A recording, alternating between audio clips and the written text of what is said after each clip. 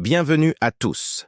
Aujourd'hui, nous allons plonger dans l'un des événements les plus marquants de l'histoire américaine, l'assassinat de John F. Kennedy. Dallas, 22 novembre 1963. Le soleil brille sur une ville en effervescence. Les rues sont pavoisées de drapeaux américains, la foule est venue en nombre pour apercevoir celui qu'on surnomme affectueusement JFK. L'atmosphère est à la fête, les sourires illuminent les visages et l'espoir est palpable dans l'air. La limousine présidentielle décapotée s'avance majestueusement dans les rues de Dallas. Le président Kennedy, rayonnant, salue la foule à ses côtés. Son épouse Jacqueline, élégante dans son tailleur rose, partage sa bonne humeur. Les flashs crépitent, immortalisant ces instants de bonheur qui resteront à jamais gravés dans les mémoires. Mais ce jour de novembre cache une ombre menaçante. Surplombant Dealey Plaza, le Texas School Book Depository se dresse, imposant. Ses fenêtres semblent observer la scène comme des yeux scrutateurs.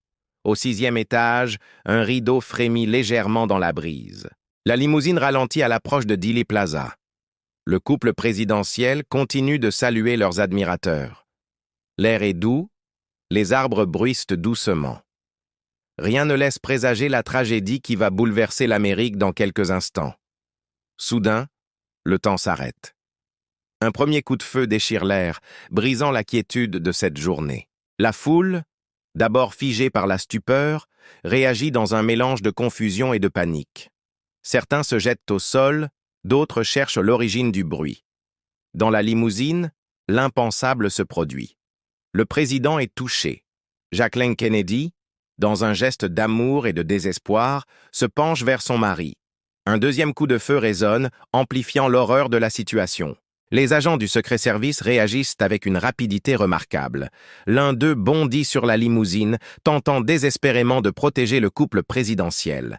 Les sirènes commencent à hurler au loin, leur son strident se mêlant aux cris de la foule.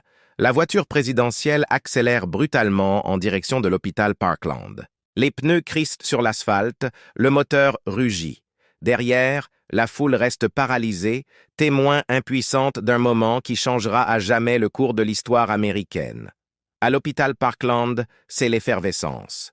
Les équipes médicales se mobilisent, mais malgré tous leurs efforts, ils ne pourront pas sauver le 35e président des États-Unis. À 13 John Fitzgerald Kennedy est officiellement déclaré mort. La nouvelle se répand comme une onde de choc à travers le pays. Devant la Maison-Blanche, le drapeau américain est mis en berne, symbole du deuil d'une nation. Le ciel gris et lourd semble pleurer avec l'Amérique. Cette tragédie reste l'un des moments les plus sombres de l'histoire américaine, marquant la fin brutale d'une époque d'espoir et d'optimisme incarnée par JFK. Son héritage continue pourtant de vivre à travers les générations, nous rappelant l'importance de préserver les valeurs de paix et de démocratie qu'il défendait. Si cette vidéo vous a intéressé, n'hésitez pas à la partager et à vous abonner pour plus de contenus historiques. Merci de votre attention et à bientôt pour de nouvelles découvertes historiques.